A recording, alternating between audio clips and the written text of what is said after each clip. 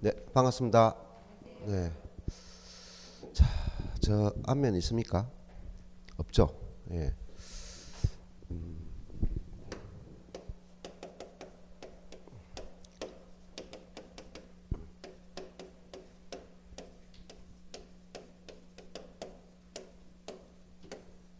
자, 자 오늘 신일지 교수님은 몸 상태 때문에 제가 대신하게 되었습니다. 앞에 참 잘 가르치시는데 갑자기 그렇게 되는 모이네요. 그리고 약간 신일지 교수의 교수 방법 패턴하고 저 방법은 좀 다를 겁니다.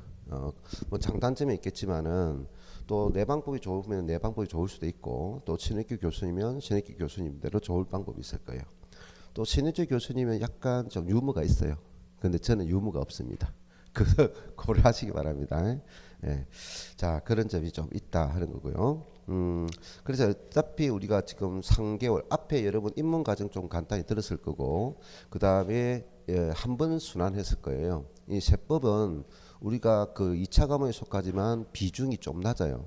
비중이 남는데 낮지만은 그러다 보니 소홀히 하는 과목이기도 하고, 근데 상당히 어려운 과목이죠. 예, 전체 과목 중에서 상당히 어려운 과목이에요. 그리고 비중이 낮기도 하고 또 어려운 과목인데 우리가 소홀히 하는 과목이죠. 그리고 또 2차 과목은 1차 과목과 다르게 좀 암기가 좀 많은 과목이에요. 그 암기라는 것은 어떻게 하는 거예요? 좀 자주 보는 게 좋아요.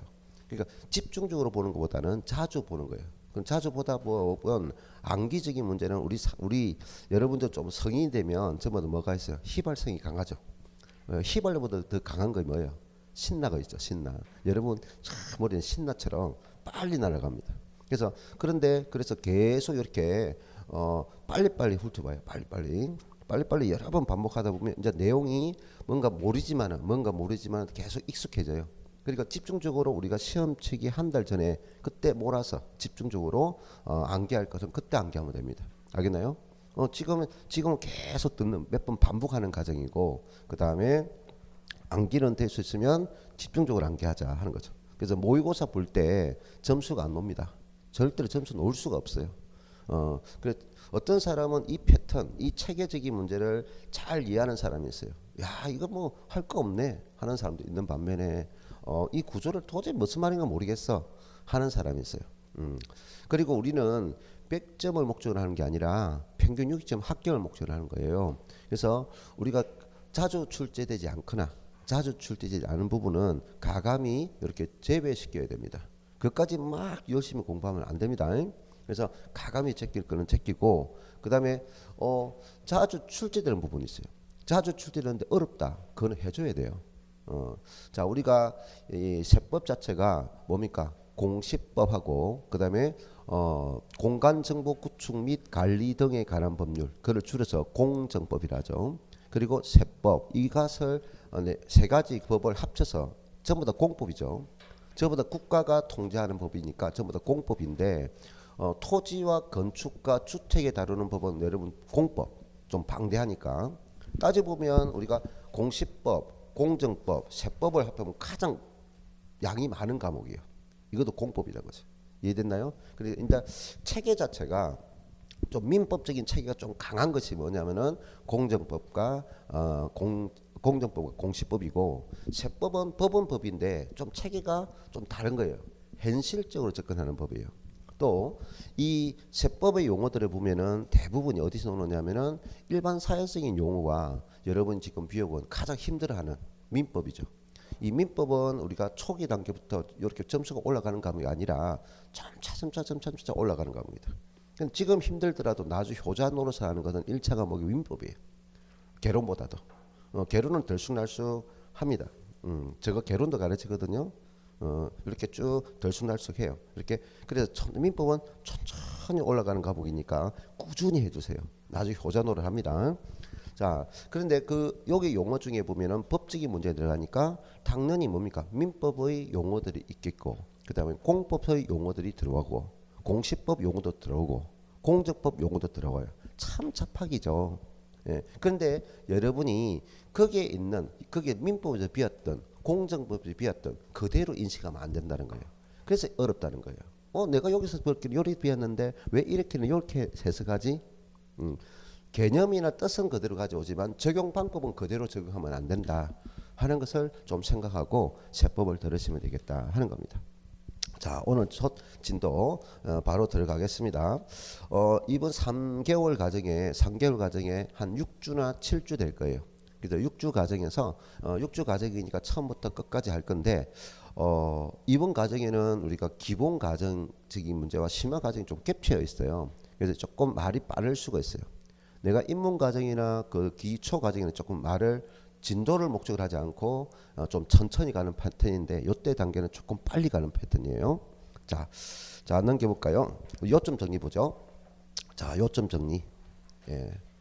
교수님이 참 알차게 그냥 잘 해놨더라고요. 예, 요점 정리. 자, 거기 보면은 4페이지 있습니다.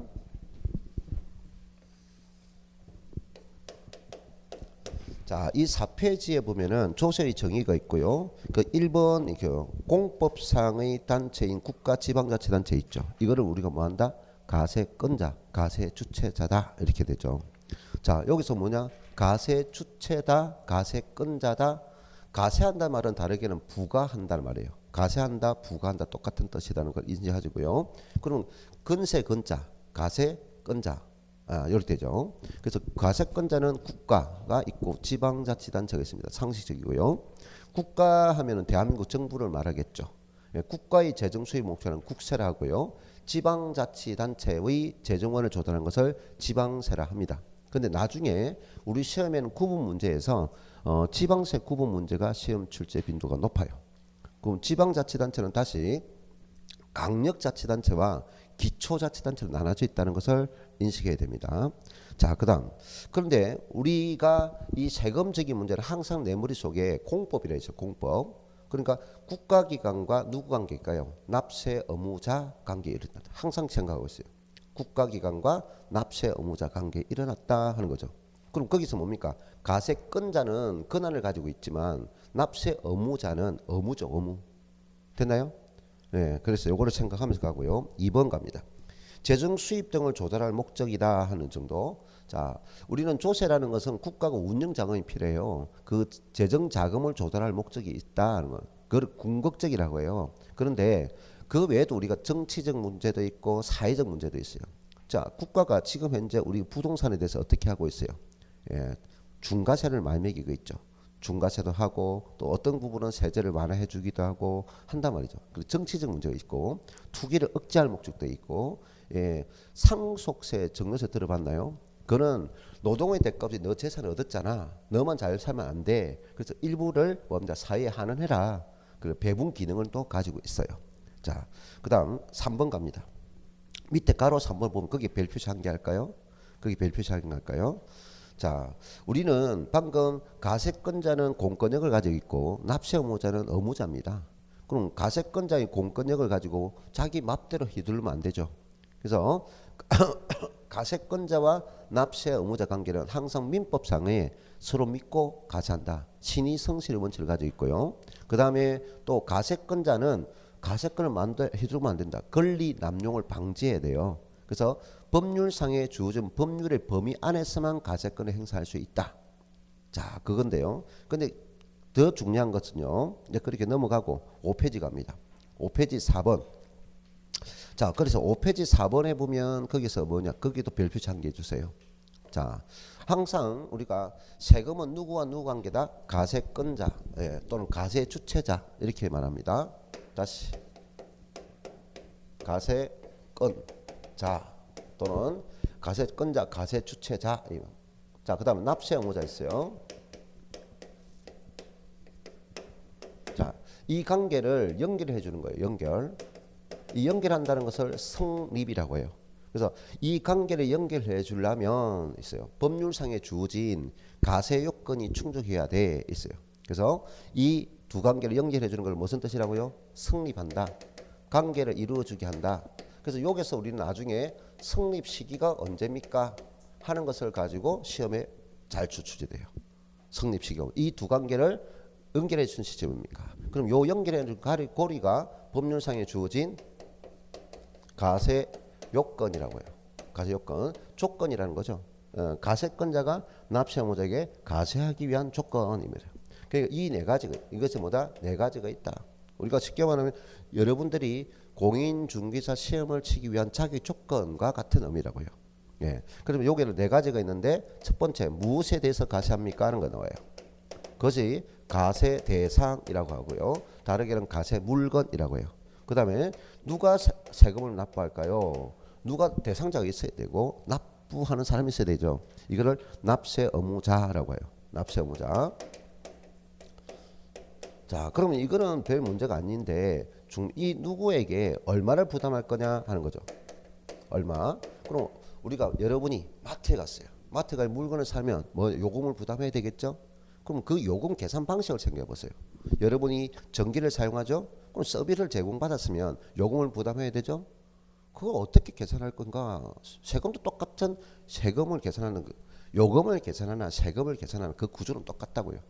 그러니까 뭔가 두 개를 뭐 한다? 곱하는 값이 있어요. 뭐와 무엇을 곱할 건가 하는 거죠. 그래서 이미 우리는 전기를 사용하기 전에 이미 한국전력공사가 인위적으로 계약이 돼 있어요, 없어요? 1kW당 얼마 사용할 거다 돼 있죠. 자, 마트에 가니까 이미 뭡니까? 내가 정한 것이 아니라 이미 물건 값들이 다 정해져 있어요, 없어요? 물건값 정해져 있죠. 이해됐나요? 그런 것을 우리는 세법상에는 뭐라고 하느냐? 세율이라 한다. 이미 정해져 있더라. 정해져 있더라. 그럼 이것을 곱해서 세금을 결정할 거 있어요. 자, 이것이 가세 표준이다 하는 거죠. 가세 표준. 자, 그래서 이 두 개를 곱해서 세액을 산출하게 됩니다. 그러면 이거는 법에 정해져 있고 이것도 법에 정해져 있고 이것도 법에 정해져 있는데 가세 표준은 무엇으로 하라고 정해져는 있지만 그게 결정되어 있는 건 아니에요. 그래서 이 가세 표준을 알아야만이 결과적으로 이 두 개 관계가 연결되는 거예요. 자, 그래서 마트에 가서 물건을 사고 있어요. 물건을 사고 있는데 판매자 구매자 관계가 이루어졌나요? 아니죠. 마트에 가 물건 아이쇼핑하고 그냥 놓을 수도 있는데 돈 달러 할 수 없잖아요. 따라다니면 할 수 없잖아요. 그럼 내가 마음에 드는 물건들을 카트기에 실었죠. 나중에 계산대에 올려줬다. 그때 이제 뭡니까? 내가 내 마음에 드는 걸 샀으니까 이제 계산합시다. 그때 관계가 이루어진 거죠. 그러나 요금이 계산된 것은 아니죠. 그래서 성립 단계다 이 말이에요. 됐나요? 그 성립이 되려면 뭐가 된다? 머릿속에 계속 인지하세요. 가세 요건이 충족된다 이 말입니다. 아주 중요한 말. 가세 요건이 뭐다? 충족된 시점이야. 됐나요? 가세 요건이 충분히 늦겠죠. 그 중에서 가장 중요한 말이 뭐라고요? 이것입니다. 그 뒤에 가서 또 설명할 거고요. 자, 그다음 세금은 뭡니까? 국가 속에 기술되어 있는 자연인이나 법인에게 부과한다 넘어가고요. 그다음 6번에 세금은요 반대급부가 없어요. 여기서 반대급부 없다는 것은 직접적이다 말이가 개별적이다 똑같은 말인데요. 자, 여러분이 마트에 물건 샀으면 물건을 산 만큼 주죠. 받았기 때문에 그만큼 주는 거예요. 그게 직접적이란 말이야. 이해됐나요? 직접적이란 거예요. 그럼 전기요금도 뭡니까? 전기도 뭡니까? 내가 사용한 만큼 주죠. 사용 안 하면 주지 않잖아요. 사용한 만큼. 그럼 우리 일상생활에 물건을 사기도 하고 뭔가 전기나 통신을 사용하기도 하는 것은 내가 산 만큼 주기 때문에 그건 세금이 아니에요. 세금은 반대급부가 없어요. 여러분이 자동차를 가졌습니다. 자동차 고지서 날라오죠. 그럼 내가 자동차세를 1년에 뭐 처음에 샀을 때 한 50만 원 냈다. 50만 원 납부해서도 뭔가 직접적으로 50만 원치를 받는 게 있나요? 없잖아요. 그래서 세금은 반대급부가 없다. 뭐 직접적 반대급부 없다. 간접적인 반대급부는 있어요. 우리가 낸 세금을 가지고 국방비를 쓰기도 하고 우리가 낸 세금을 가지고 이 단체들을 한 국가를 이끌는 공무원을 채용해야죠. 관리자들을 고용해야 되죠. 임금 줘야 되죠. 예, 그렇게 씁니다. 하는 거죠. 자, 그 다음 7번 별표시하세요. 경제적 부담. 7번은 별표시 2개 하세요. 지금 내가 별표시하는 것이 중요 포인트인데 지금 이쪽 파트는 거의 출제가 되는 것이 아니라 안에 본 내용을 들어가기 위해서 이해하는 거고 요 단원에 출제되는 것은 나중에 좀 더 세부적인 내용을 익히는데 마지막 단계 내가 별표시 2개 하라 했죠. 아, 거기서 출제가 될 거다 하는 거죠. 자, 여러분이 마트에 물건 사면 뭡니까? 무슨 결제입니까? 현금 결제. 그 금전 결제죠. 그러면 여러분, 내가 카드 결제는 카드 결제가 현금 결제잖아요. 그 물건 준 거 아니잖아요. 내 통장이 빠져나가는 거잖아요. 그래서 카드 결제는 그게 현금 결제다. 그래서 모든 대가는 기본적으로 뭡니까? 금전적으로 하는 걸 원칙으로 한다. 근데 내가 금전이 없어. 현금이 없어. 부담된다. 내가 다른 걸 대신할게 하는 거 있죠. 그 옛날 분들의 촌에 가면은요. 그때는 현금이 귀했어요. 그러니까 머리를 일주일 한 달에 한 번씩 뭡니까? 이발사가 옵니다. 이발사 오면 마을 회관에 모이세요 방송을 합니다. 그럼 가가지고 뭡니까? 머리 깎고 현금이 없는데요 하니까 집에 공문이 있잖아. 쌀, 콩 이런 거, 계란 이런 걸 갖다 주고 대신합니다. 무슨 알겠어요? 그러니까 현금 대신으로 경제적 가치 있는 걸 대신하는 것을 물납이다 이 말이에요. 무슨 말? 물납. 아, 그럼 여기서 우리가 현금을 대신할 수 있는 것이 물납이라고 했는데요. 그래서 이것은 우리가 29회 때도 났고 30회도 났고 그래서 항상 놓을 수 있다는 가정하에서 항상 인지하고 가라 하는 겁니다. 자, 물납이 인정되는 세목이 있는데요. 물납은 지금 현재 두 가지밖에 안 돼요. 세금은 총 24개 정도 세금이 있는데 인정할 것은 자, 국세로서는 상속세가 하나 있고 그 다음에 지방세, 지방자치단체의 재정수입에는 재산세가 하나 있습니다. 자, 이 두 가지 세목만 현재 인정된다. 상제만 인정됩니다. 두 가지 세목만 된다. 그래서 문제에서는 어떤 세목이 인정됩니까? 물으니까 암기를 해야 되겠죠. 그 다음에 그러면 이 세금에 해당하더라도 무조건 물납할 수 있는 것이 아니라 물납 정도 하려면 어느 정도 부담이 커야 되겠죠. 아, 그 부담은 얼마냐 하는 거죠. 세액이 1,000만 원. 1,000만 원 초과가 될 때 신청할 수 있습니다. 자, 얼마다? 1,000만 원 이 단위를 알고 있어야 되겠죠. 1,000만 원 초과될 때 한다. 그러면 500만 원, 600만 원 가지고 물납 안 받아준다는 거죠. 1,000만 원 초과돼야만 2천만 원 된다. 부담되니까 물납을 대신 받아주겠다는 거죠. 그런데 상속세는 우리가 시험에 노는 세목이 아니고 재산세는 우리 시험에 노는 세목입니다. 그래서 우리가 이런 내용과 전체 내용을 재산세 위주로 공부하면 되는데요. 그럼 무엇으로 물납할 수 있습니까? 하는 거죠. 무엇으로 물납할 수 있습니까? 재산세는 지방세인데 자, 내가 물납하는데 예를 들면 여기 무슨 구죠? 난구죠, 난구. 예, 참 이 울산 강릉시는요 구를 이름을 참 잘 지었어요. 너무 편하게 지었어요. 가운데 있다 해서 중구고요. 북쪽에 있다 해서 북구고요. 네? 남쪽에 있다 남구고요. 동쪽에 있다 동구야. 한번 생각 안 해봤어요? 그리고 쭉 전체 싸고 있는 게 뭡니까? 울주군 이렇게 돼 있죠. 됐나요? 몰랐어요? 내가 더 오래 했었나? 여러분이 더 오래 했었나? 내가 여기서 강의를 오래 했거든요. 이쪽에서 어디? 계림에서 계속 강의를 오래 했습니다. 자, 세액 1,000만 원 초과되어 있어요. 됐나요?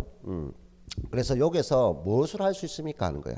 지방세라 있어요. 그러면 지방자치단체에서 멀리 있는 거는 자기 관할 구역에 있지 않은 거는 그거를 관리가 힘들다. 돈이 든다. 그래서 상대적으로 생각해도 관할 구역 내에 있어야 된다는 거죠. 네. 내에 있는 뭐만 가능하냐? 부동산만 가능합니다. 자, 요것을 여러분이 앞으로 입력을 해야 된다는 거죠. 내용이 어려운 건 아니죠. 그럼 나중에 조금 더 살을 붙이면 물납한다니까 부동산이죠. 그럼 내가 납부할 세금하고 이 부동산 가치는 서로 다르겠잖아요. 그럼 관할관청이 뭡니까? 신청을 하게 되면 뭡니까? 어느 기관을 거쳐서 확인을 해서 승낙을 해줘야 되잖아요. 허가를. 아, 이거는 물납은 허가를 받아서 할 수 있구나 하는 거죠. 됐나요? 그럼 허가를 받고 납부기간에 납부하려면 뭡니까? 납부기간 안에 물납이 이루어져야 되니까 납부기간 종료 전에 신청이 들어가야 된다는 거. 그럼 그 기간이 있겠죠. 아, 10일 전이야 하는 것이 있겠고, 그리고 허가를 받아서 한다 이 정도 알면 돼요. 자, 그 다음에 분할 납부가 있어요. 자, 분할 납부는 뭐예요? 금전 납부예요. 그럼 분할 납부는 금전 납부 예외가 아닙니다. 근데 분할 납부는 금전 납부인데 우리가 한꺼번에 내기 이것도 부담되니까 나눠서 내자. 하는 건데요.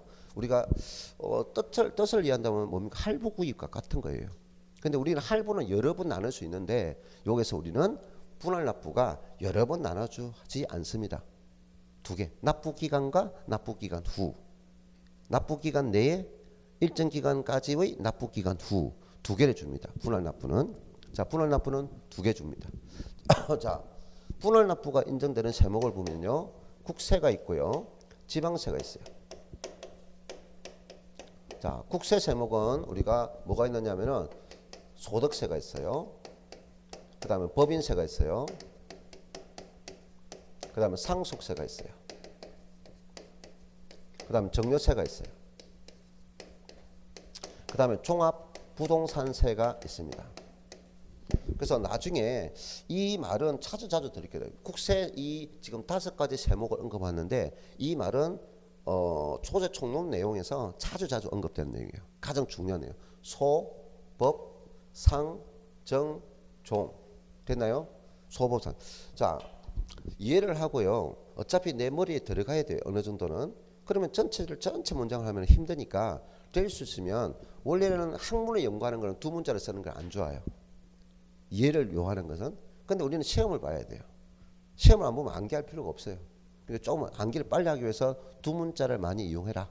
소법, 상정, 종. 자, 그러면 지방세는 뭐가 되느냐? 재산세만 됩니다. 그래서 국세 5가지와 지방세 이 하나가 우리가 분할 납부가 인정된다 하는 겁니다. 분할 납부가 인정된다. 그런데 여기서 우리가 부동산과 관계되는 주된 세목 뭐냐? 소득세입니다. 그 소득세 중에서 양도소득세가 우리 시험의 주된 내용이고, 그 다음에 자 이거 안 놉니다. 시험에 종합부동산세가 우리의 내용을 비할 것이고, 그 다음에 재산세가 우리 시험에 놓을 거예요. 됐나요? 그럼 나머지는 뭡니까? 아, 이런 세목이 가능해 정도 할 때 내용적인 문제는 뭐만 비운다? 양도소득세, 재산세, 종합부동산 안에 있는 내용입니다. 그럼 이것도 마찬가지로 일정 금액이 돼야만이 분할 납부할 수 있다는 거죠. 뭐 10원짜리를 분할 납부한다. 10만 원 내는데 분할 납부한다. 이게 안 되겠죠. 그래서 일정 금액을 넘어가야만이 분할 납부할 수 있어요. 자, 이 분할 납부가 개정이 계속 많이 됐어요. 2019년부터 계속 개정되고 있는데 2018년, 2019년, 그다음 20년 계속 개정돼 있어요. 일부가 계속. 그래서 우리는 주된 내용이 항상 지방세, 국세인데 재종양 합시다. 재산세, 종합부동산세, 양도소득세. 자, 이렇게 적는 걸 이해해 주세요. 네. 그래서 어떤 사람 또 싫어할 수 있으니까. 이거 다 적으면 시간이 부족해요. 내 마음은 전체 이렇게 다 적어줘요. 이미 포인트를 해놨잖아요. 아, 제가 뭡니까? 재산세고, 종이 뭡니까? 종합부동산세고, 양이 뭡니까? 소득세 중 양도소득세입니다. 됐죠? 자, 그러면 이 3가지 세목의 내용만 보는데 얼마가 일대 분할 납부 신청을 하느냐 하는 거죠. 자, 분할 납부 신청 기준이 있습니다. 기준 금액이 있어요. 기준 금액. 이것이 올해 개정됐습니다. 이 부분이 올해 개정된 부분. 작년까지는 이것이 얼마 되느냐 하는 거죠. 작년까지는 500만 원이었는데 올해는 250만 원으로 개정됐습니다. 자, 개정된 부분 250만 원 초과했어요. 자, 그러면 분할 납부라는 것은 납부 기간 내에 납부하는 거하고 또 요 기간에 한꺼번에 내기 힘드니까 요 기간 지난 후에 일정 기간에 내게 하는 거. 이게 분납 기간이에요. 여러 번 주는 게 아니라 납부 기간 내에 납부할 것이 있는데 이때 받아보니까 너무 부담되더라. 나는 또 일정 기간 후에 분할해서 낸다. 나눌 분자죠. 됐나요? 이것은 분납이에요. 그럼 여기서 앞에 기간은 이미 정해져 있는데 분납 기간에 얼마냐 하는 거예요. 분납 기간 얼마 주느냐. 그런 기간을 줍니다. 요것은 우리가 2개월 줘요. 몇 개월 준다? 2개월 이내라고 줍니다. 2개월 이내. 자, 종합부동산세죠. 이 종합부동산세가 먼저 개정됐어요. 경제돼 가지고 지금은 요 두 개가 공부하기는 더 쉬웠네요. 똑같아요. 250만 원 초과 똑같아요. 됐나요? 그래서 금액 기준이 재산세와 종합부동산세는 똑같네.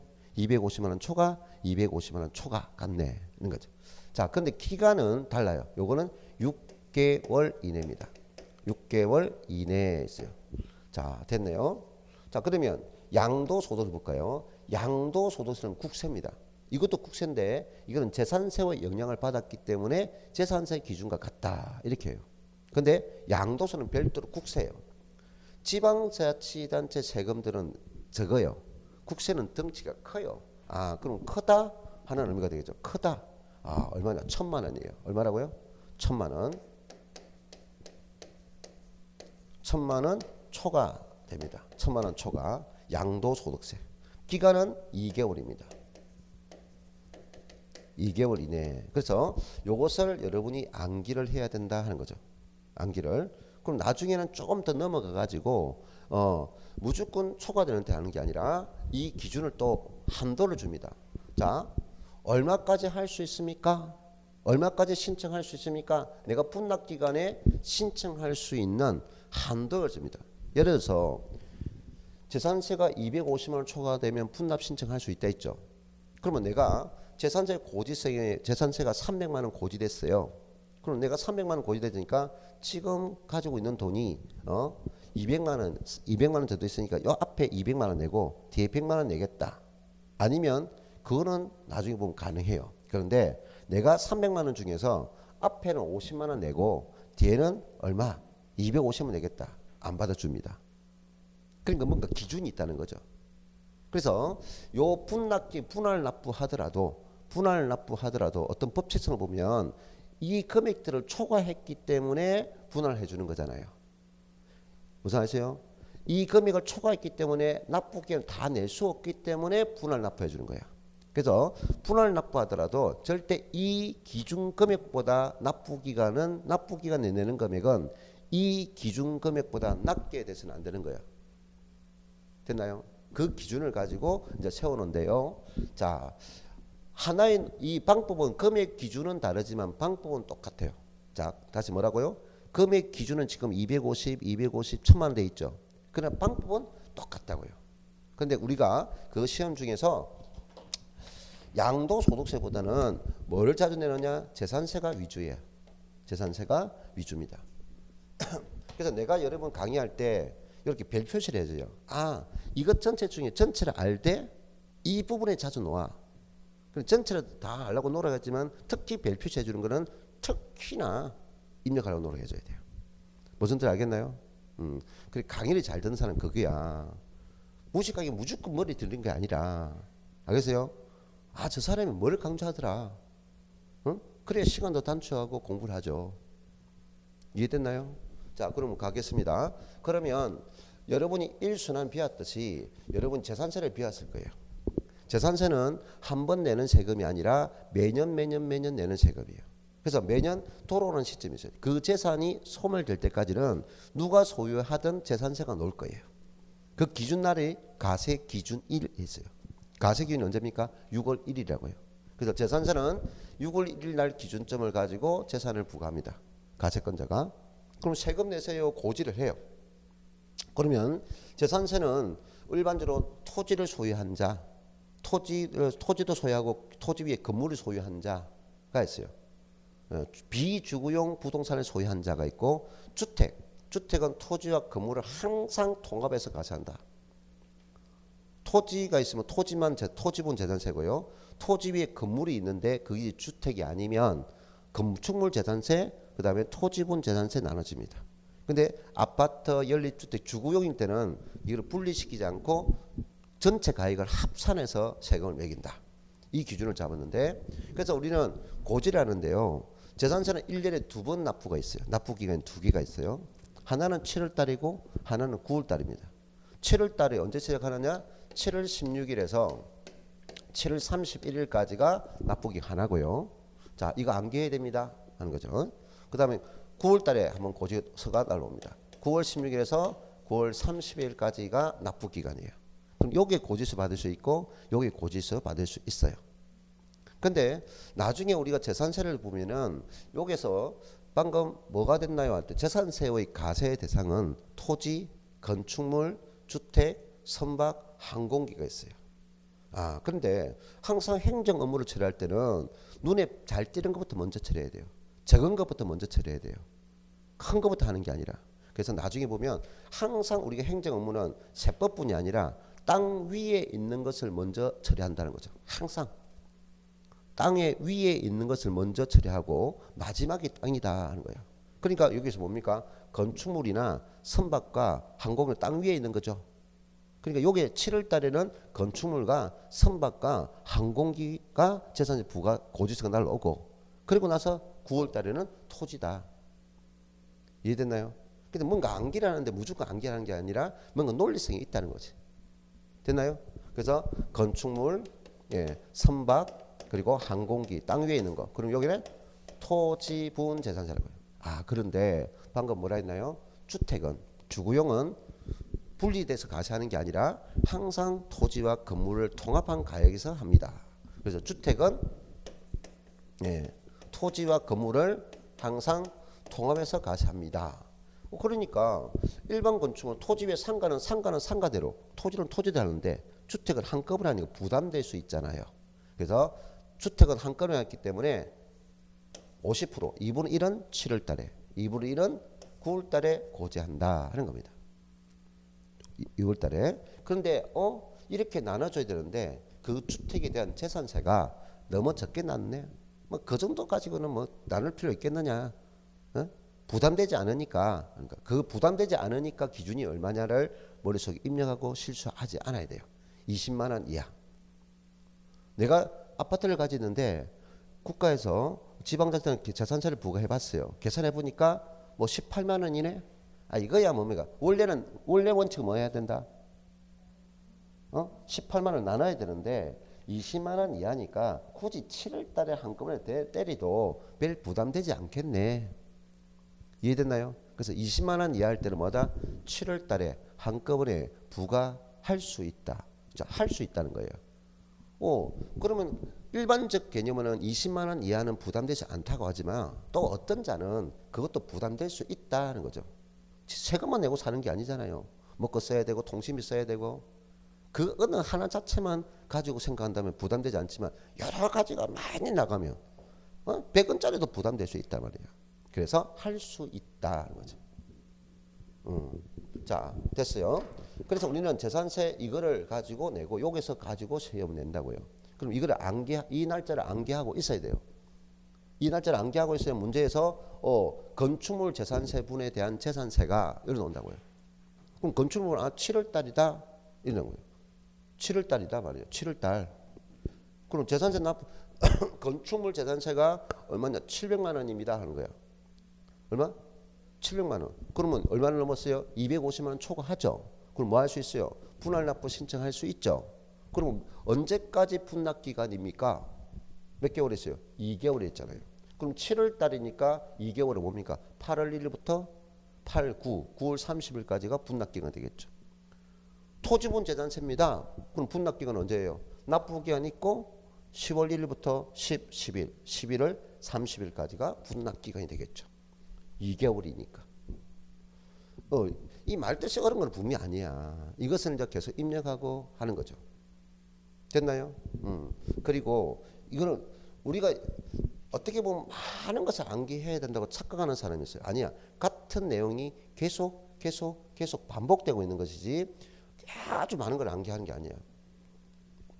자, 그래서 이거는 꼭 암기해야 되니까 6월 1일이랑 꼭 기억하시고요. 자, 이 두 개를 암기해야 된다 해서 재산세 납부 기간 이것만 암기하면 계속 가는 거야. 그래서 암기 방법은 너무나 쉽죠. 우리가 옛날 삐삐 세대는 뭐 했습니까? 문자를 날리 쓸 적 없었죠.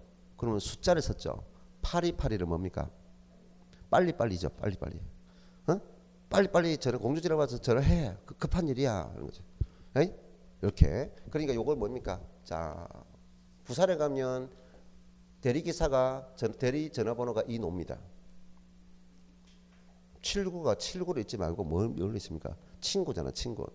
7979 하면 뭐야? 친구이잖아요. 뭐라고요? 친구. 7979.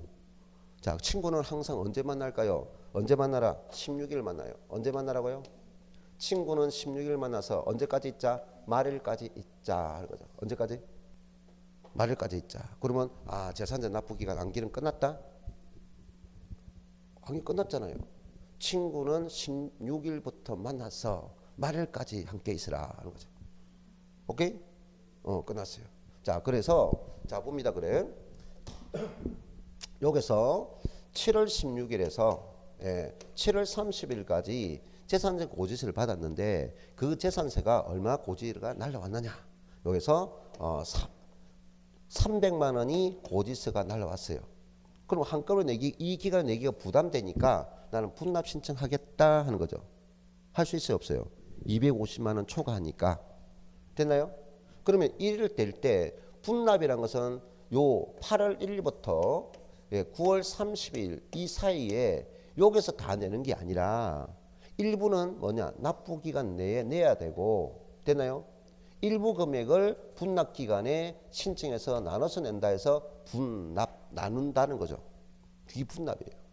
그럼 이쪽에 분납할 수 있는 금액의 최대를 얼마나 주느냐 하는 거죠. 자, 기준이 두 가지 방법이 있는데요. 자, 항상 요거를 기준값은 250만 원 배는 얼마입니까? 500만 원이죠. 250만 원 배수는 500만 원이죠. 자, 1000만 원 2배수는 2000만 원이죠. 자, 기준은 똑같다고 내가 말했어요. 금액 기준만 다르지. 그러면 250만 원 배수는 500만 원이니까 기준을 일단 얼마 했어요? 250만 원을 초과했죠. 250만 원을 초과는 했고, 근데 그 범위가 이 금액의 배수, 이 금액 배수는 500만 원이죠. 500만 원이야. 자, 그럼 500만 원 이하. 자, 초과 250만 원 초과했으니까 분납 신청했고, 근데 그 사이 금액에서 이하는 뭡니까? 기준값을 포함하고 있습니까? 포함하지 않습니까? 이하는 기준값을 포함한다. 이 들어간 것, 이상 이하 들어간 것은 기준값을 포함해서 올라가고 기준값을 포함해서 내려오는 겁니다. 그러면 이 반대선은 뭐 됩니까? 이 기준값을 포함해서 내려갔으니까 그 반대는 이 기준값을 빼고 올라가야 되겠죠.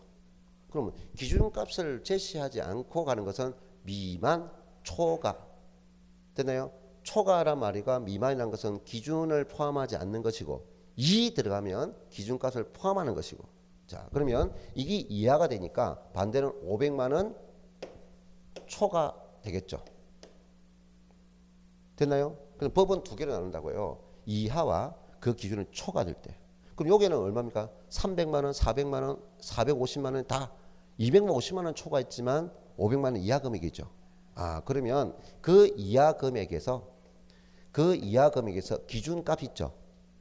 그 500만 원 이하 금액에서 기준값 있죠. 이 기준값이 얼마입니까? 250만 원을 빼요. 250만 원을 차감한다고요. 그럼 차감하면은 결과적으로 이 남는 금액 있죠. 이 금액에서 이걸 빼니까. 그럼 이거는 요거를 한다면 250만 원 초과 금액이야 이 말이죠. 여기서 250원 빼고 남는 금액은 곧 250만 원을 초과하는 금액이죠. 이해됐나요? 그 금액을 한도액으로 신청할 수 있다. 이 금액을 한도입니다. 한도. 최고 한도. 이 금액을 한도 내에서만 신청할 수 있다. 그럼 이 한도 금액을 초과해서는 신청할 수 없고 이 금액부터 아래 부분까지는 신청할 수 있다 이 말입니다. 자, 그럼 보세요. 300만 원이죠. 그럼 300만 원을 받다 보면 250원 빼죠. 얼마 나와요? 50만 원. 50만 원. 그러면 300만 원에서 50만 원이 최대 신청할 수 있으니까 여기는 앞에는 뭡니까? 7월 달에는 250, 뒤에는 50만 원 된다고요. 그럼 50만 원 위인 60만 원 신청할 수 있다? 없어요. 없다고요. 만약 60만 원 신청해 버리면 앞에 금액이 기준값보다 낮아져 버리잖아요. 안 된다는 거죠. 근데 밑에 50만 원까지 할 수 있는데 40만 원 신청할 수 있다 없다? 있다는 거야. 그건 할 수 있단 말이야. 그래서 최고 한도가 이렇게 된다. 자, 그럼 이것을 이해했으면 다 끝난 거예요. 이것을 이해했다면 다 끝난 거예요. 자, 그런데 이제 500만 원 초과했습니다. 500만 원 초과했은 것은 그 금액에 그 세액에 곱하기 50% 뭐라고요? 50%. 자, 그러면 이것이 500만 원을 초과합니다. 600만 원입니다. 600만 원 50%는 300만 원. 그러면 300만 원, 300만 원 되겠죠. 800만 원입니다. 50% 400만 원, 400만 원 되겠죠. 이해됐나요? 오케이. 자, 그래서 요것을 단순한 문제 나올 때는 그냥 이런 금액 물어요. 이런 것만 물어요. 근데 요즘에는 항상 그렇게 기출 문제 보면 단순히 그렇게 묻지 않았어요. 방금 요 금액을 주고 납부 기간 내와 납부 기간 후에 금액을 올바르게 설명했습니까를 묻는 거예요. 됐나요? 근데 이 자체는 이거를 알려면 기본적으로 이거를 암기하고 있어야 되겠죠. 네, 첫 번째 단계. 자, 이것이 물납입니다. 자, 넘어가고요. 자, 그 다음 6페이지. 조세 관련 용어 있는데요. 조세 관련 용어에서 가세 주체가 있고요. 2번 가세 객체가 있고요.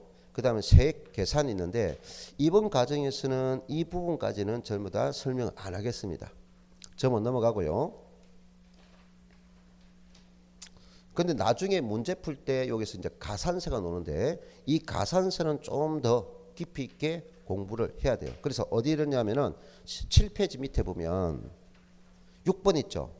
6번에 가산세 있죠. 별표시 3개. 가산세 별표시 3개. 7페이지.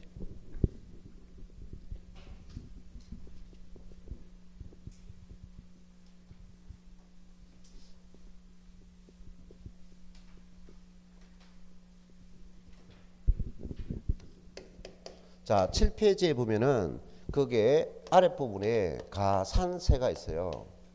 가산세 가지고 6번 있죠. 이 가산세라는 것은 우리 여러분이 뭘 위하느냐면은 세금은 가세권자와 납세 의무자 관계 일어나요. 그럼 가세권자가 부가권을 가져서 가세권자 부과해야 되는데 가세권자가 가세할 수 없다면 납세 의무자 스스로 법정 기간 안에 신고하고 납부해야 돼요. 그럼 납세 의무자에게 너를 믿었는데 너가 배신했네. 그럼 법정 기간에 신고가 안 들어오니까 뭔가 제재를 가해놔야만이 뭡니까? 스스로 신고 납부하겠죠. 납세 의무자가 스스로 해야 될 행위를 하지 않았을 때 적용하는 것이 뭐다? 원래 납부 세금보다 더 추가해서 부과하는 세금. 그것을 가산세입니다. 가산세 정의를 낱말 자체를 전부 다 인지해야 돼요. 원래 납부할 세금보다 추가해서 내는 세금을 가산세랍니다. 가산세. 자, 그러면 가산세는 여러분이 토지가 있는데 토지 5억을 농지가 아닌 토지를 5억을 유상취득했습니다. 이 유상취득할 때 우리는 뭘 부담해야 되느냐? 취득세를 부담해야 돼요. 그럼 부동산을 취득하고 부동산 판 사람이 있겠죠. 두 사람이 매매한 것을 가세권자가 압니까? 모르잖아요. 그럼 국가가 알면은 가세할 수 있는데 모르니까 납세 의무자 스스로가 해줘야 된다고요. 그럼 취득자가 취득세를 스스로 계산해서 가세 표준 신고서를 작성해서 신고로 가야 된다고요. 60일 안에. 며칠 안에? 60일 안에. 그럼 취득세는 원래 얼마 계산되느냐? 5억이야. 취득한 물건 가액 5억에다가 유상으로 취득할 때는 세율이 4% 매깁니다. 그럼 이 자체는 얼마 되느냐? 2천만 원이 2천만 원. 물건값도 중요하지만 이 취득세 부담이 아주 단순하다 생각하면 큰일 나요. 거래세가 높습니다. 2천만 원이야. 그럼 2천만 원을 법정 신고 기간이 60일 안에 신고 납부해야 돼요. 됐나요? 그럼 법정 기간을 안 하면 신고를 하지 않았어요.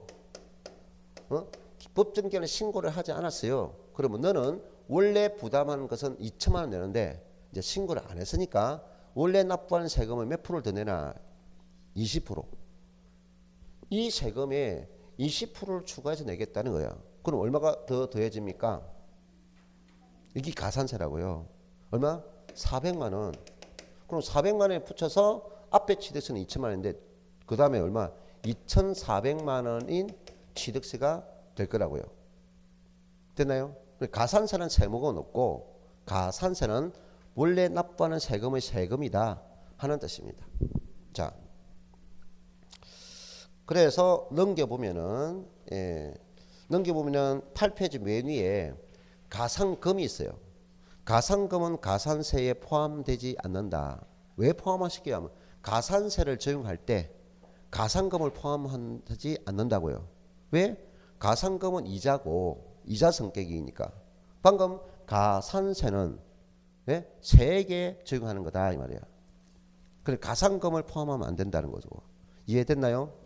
자, 그다음 2번이 가산세는 해당 세법이 정한 해당 조세의 세목이다. 자, 이게 뭐 방금 무슨 세금이라 했어요? 취득세인데 이거는 가산세라 했죠. 이거는 취득세 세목이고 이 가산세라 했죠. 어디에 가산한 세금이다? 취득세에 가산한 세금이에요. 그래서 그럼 결과 이것이 뭐죠? 240만 원 다 취득세라고요.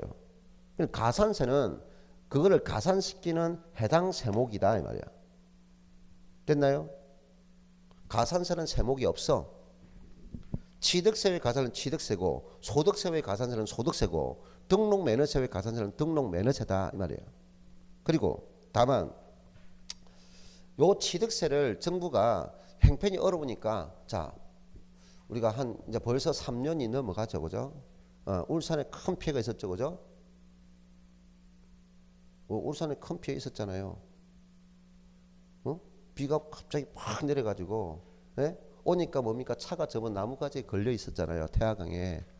안 봤나요? 여러분 그때 없었습니까? 그때 당시 또 뭡니까 지진도 났죠. 저기 가운데 있는 계림에 남구에 있는 그 계림에 그 층이 6층인데 저녁 강의할 때 내가 요 순간적으로 이렇게 잡았어요. 이렇게. 그것이 딱 요 저녁 시간 딱 할 때 둘째 시간 때 흔들려가지고. 근데 딱 일주일 후에 또 와서 그 시간에 똑같이 뭡니까 그 시간에 여진이 왔죠. 그래가지고 여자분들 쌍이 노래가지고 뭡니까 집에 갔어요. 남자들은 좀 그래도 남자라고 막 이렇게 재다가 결국은 오늘 맞춥시다 하니까 싹 가방차고 가더라고요. 네. 자, 가산세 됐나요? 해당 세목이다. 암기하지 말고 이해를 하는 것이 더 낫습니다.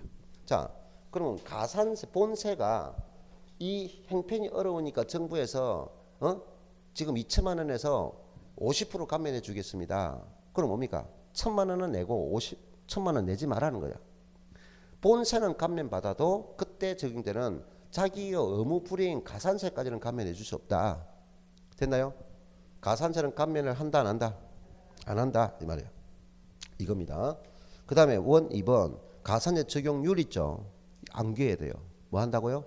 암기해야 돼요. 이 암기 방법은 어려운 것이 아닙니다.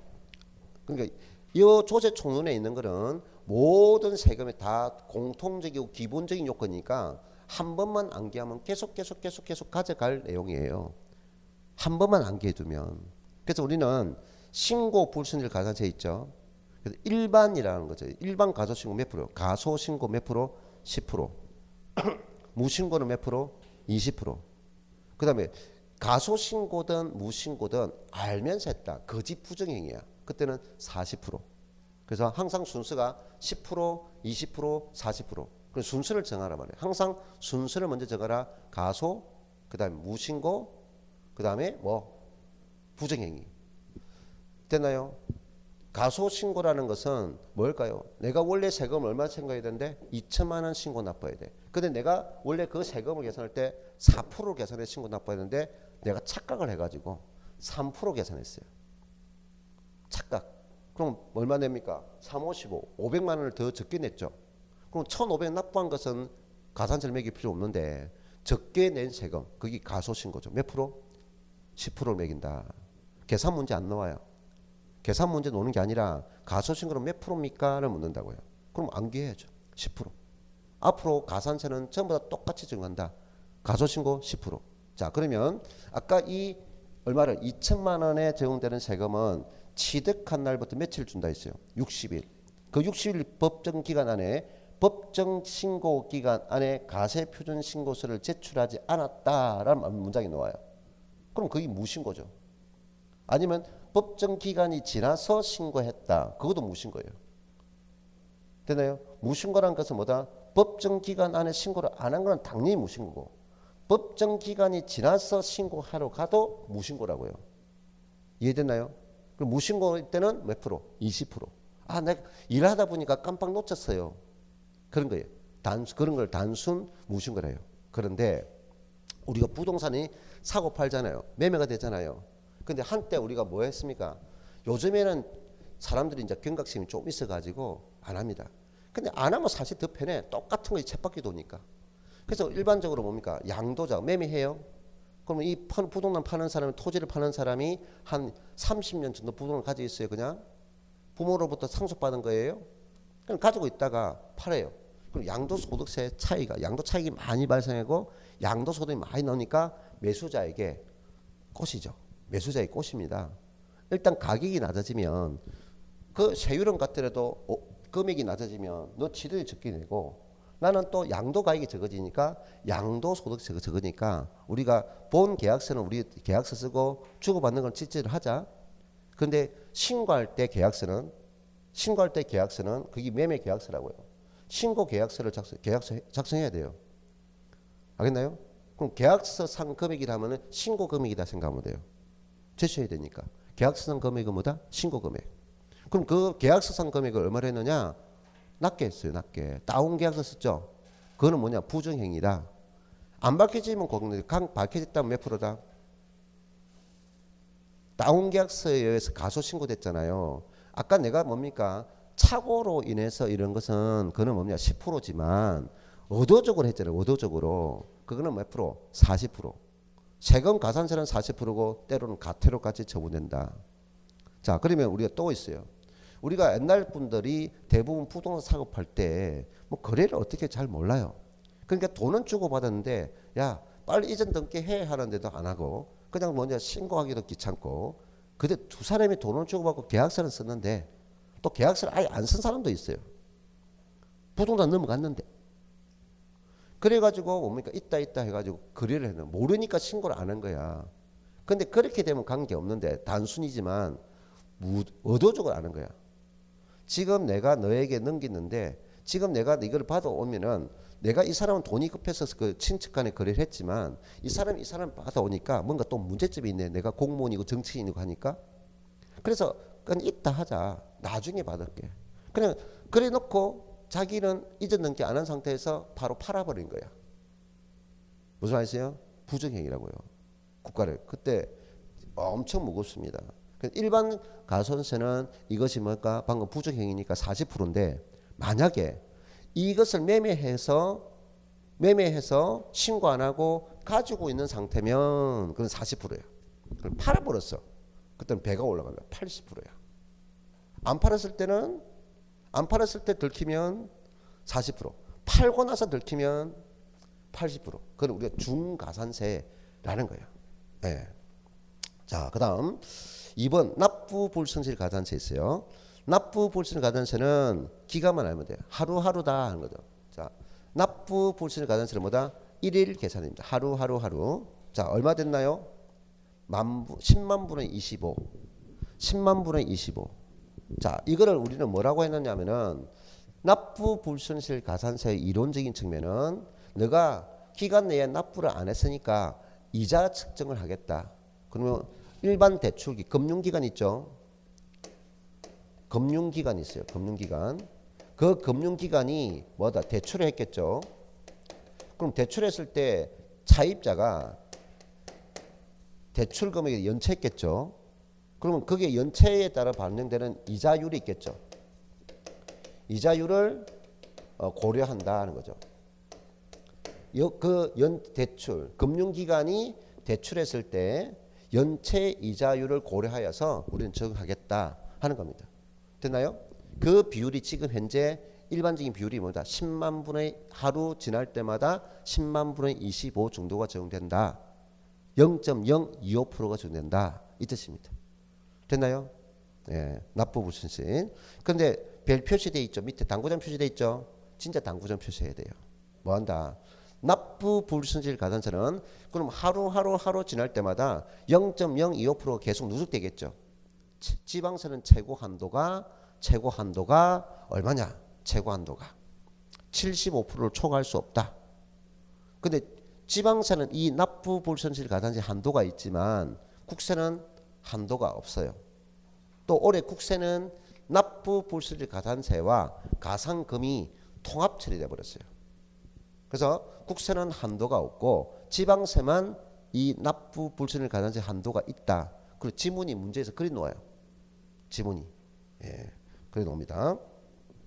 그럼 밑에 기출 문제 예제를 보면 야 27회 때 이거 너무 단순한 개만 했으면 너무나 쉬운 문제예요.